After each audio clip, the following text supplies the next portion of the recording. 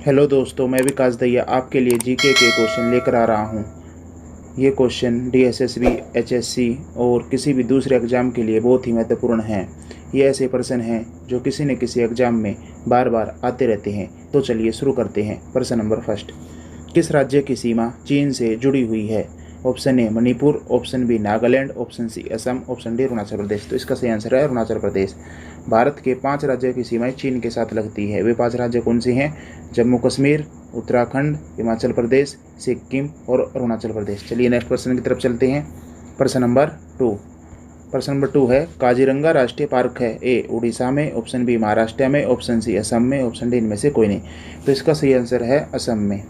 काजीरंगा में एक सींग वाला गैंडा पाया जाता है। 1985 में यूनेस्को ने इसे विश्व धरोहर घोषित किया था और 1908 में काजीरंगा पार्क बना था।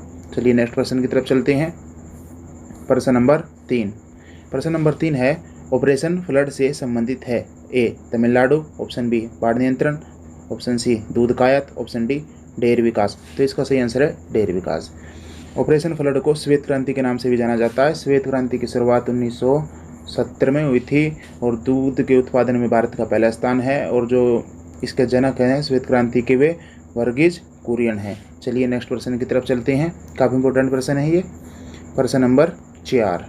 प्रश्न नंबर 4 है, धान की खेती के लिए उत्तम मिट्टी कौन सी है? ऑप्शन ए सख्त मिट्टी, ऑप्शन बी काली मिट्टी, ऑप्शन सी दोमट मिट्टी, ऑप्शन डी लाल मिट्टी। तो इसका सही आंसर है दोमट मिट्टी। चावल की खेती के लिए अधिक पानी की आवश्यकता होती है और जो चावल की खेती के लिए वो तापमान की आवश्यकता होती है वो 25 से 30 डिग्री सेल्सियस तापमान की आवश्यकता होती है। काफ़ी इंपॉर्टेंट प्रश्न है। नेक्स्ट प्रश्न की तरफ चलते हैं। प्रश्न नंबर 5, भारत में हरित क्रांति का श्रेय जिस सुविख्यात कृषि औद्योगिकी विक को जाता है उसका नाम है?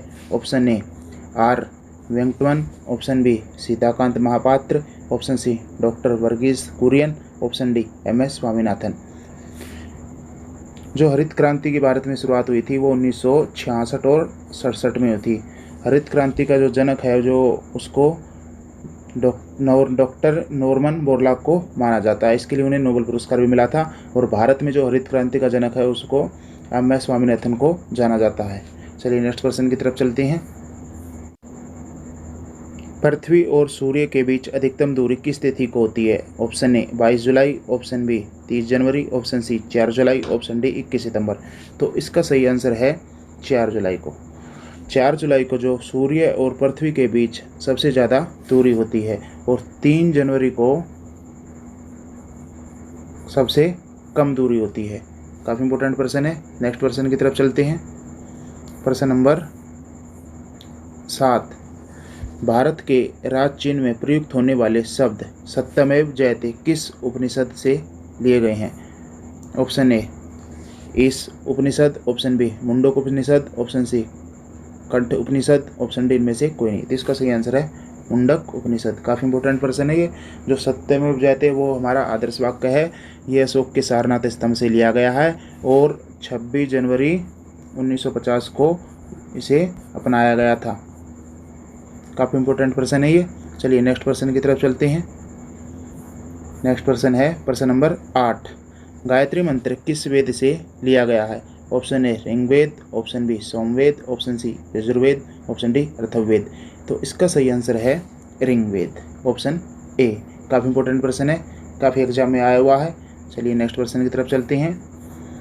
प्रश्न नंबर 9, नौसेना दिवस किस दिन मनाया जाता है? ऑप्शन ए 7 अगस्त, ऑप्शन बी 16 सितंबर, ऑप्शन सी 4 दिसंबर, ऑप्शन डी 8 फरवरी।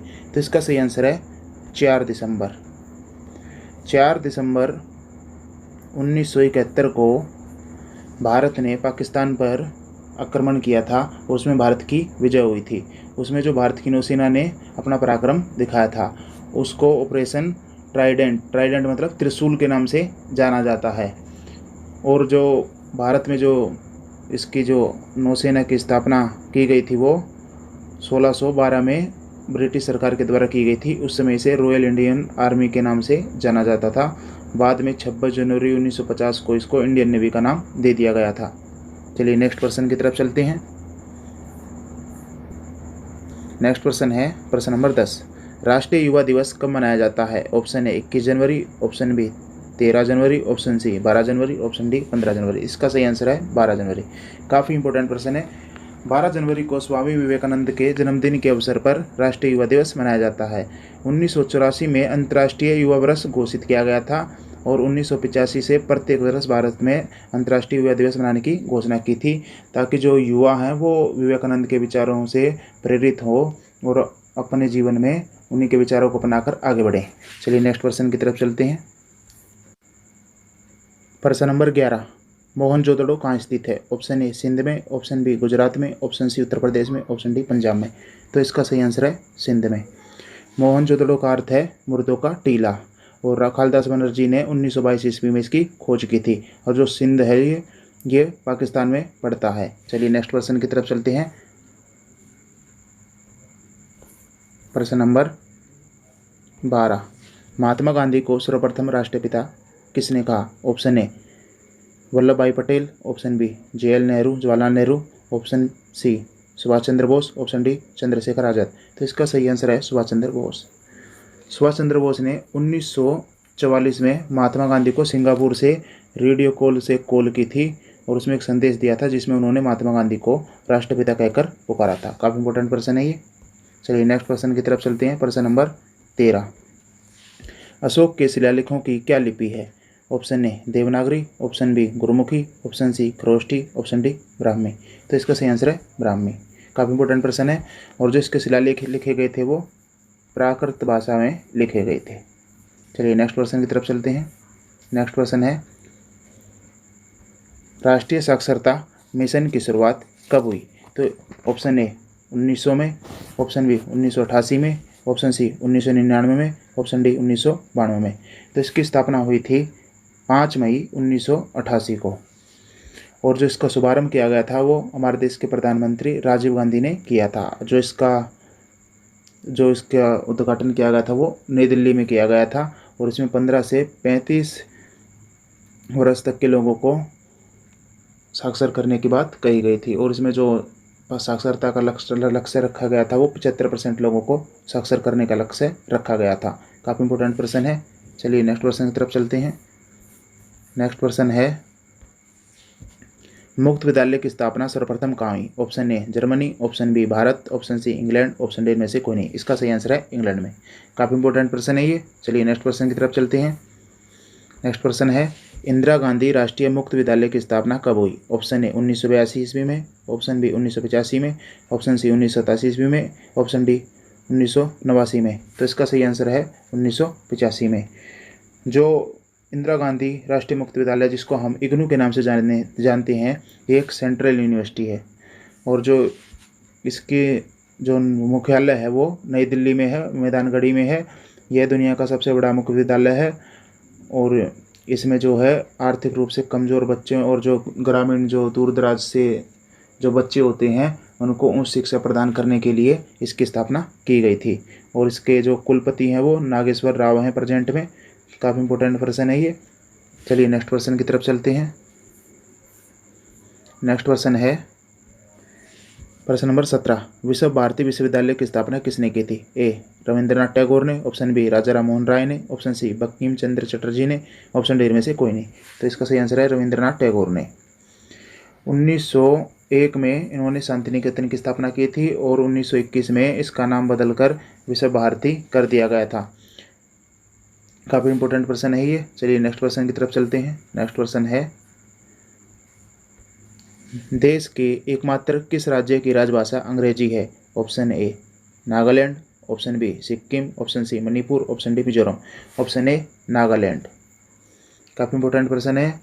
राजभाषा उसे कहते हैं जो कि प्रशासन के कामकाज की भाषा होती है। चलिए नेक्स्ट प्रश्न की तरफ चलते हैं।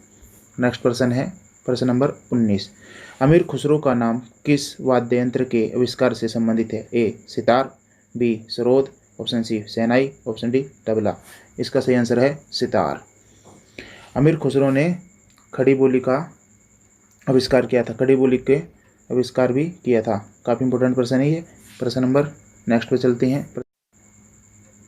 प्रश्न नंबर 20, मिशन इंद्रधनुष का संबंध किससे है? ए टीकाकरण, बी अनौपचारिक कर्मचारी, option C e governance, option D महिला सुरक्षा। जो मिशन इंद्रधनुष है इसका सही आंसर है टीकाकरण। केंद्रीय स्वास्थ्य मंत्रालय द्वारा 25 दिसंबर 2014 को मिशन इंद्रधनुष की स्थापना की गई थी। इसमें बच्चों को टीकाकरण के लिए प्रावधान है।